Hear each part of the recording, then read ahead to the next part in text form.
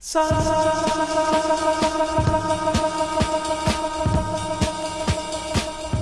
do Step Up to Success, which is about motivation, confidence, direction.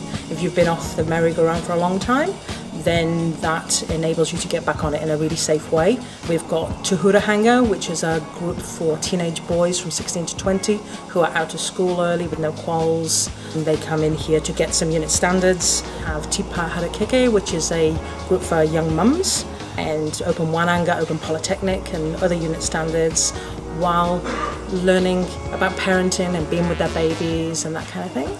We have the Reading Writing Stars, which is our special needs group. They meet once a week and they are doing early literacy and numeracy skills, basic skills, functional skills. We do beginning computing classes for people who've never really don't know how to use a mouse. This group that's in tonight, they are apprentice builders. They come every week for the whole year. They get dinner, and then this gives them the opportunity to do their work in peace, away from life, children, families, mates, fishing, beer, touch, and so they actually come in and get some focus work done. Every 6 weeks their trainer and advisor comes over from the city and he does verbal assessment with them while they're here and practical assessment with them on site. This is the only place in the whole country that this is happening.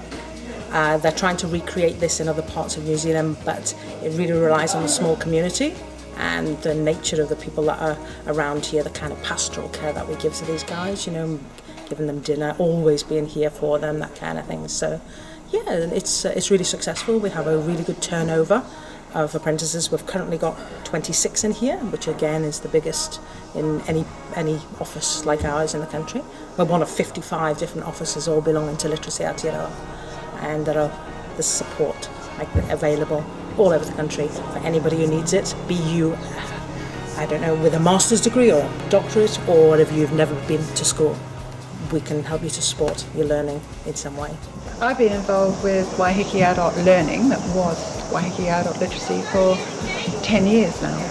Well, what is happening more and more now is that students, in order to better themselves, to further their opportunities in the workplace, are having to do correspondence courses. And this can be quite difficult for them, especially if they haven't got an academic background. And one of the things that I'm finding is that often students don't understand the question. So I work with a student to interpret the questions that they have, and they give me their answers and I input them, or sometimes they input themselves into their computers. It's quite computer intense, these courses. And they are NZQA courses. Students are expected to attain a certain standard in order to pass. And it's quite grueling when you've got a full-time job. And so what we do is provide that support. We don't provide the answers, we provide support for them in a private and a supportive community to undertake their courses. And it's a regular routine of working maybe one morning or 2 mornings a week, something like that, together. At the moment I'm a tutor, and I focus on one-on-one tutoring, which is I tutor one student at a time. And I've been doing that for a number of years. And at the moment, my student is James. And we have been working together. This is our 2nd year. We're just starting our 2nd year on the program that he's on, which is a correspondence course. I've been involved with adult literacy for near 10 years, I suppose now, and it has opened so many doors for me.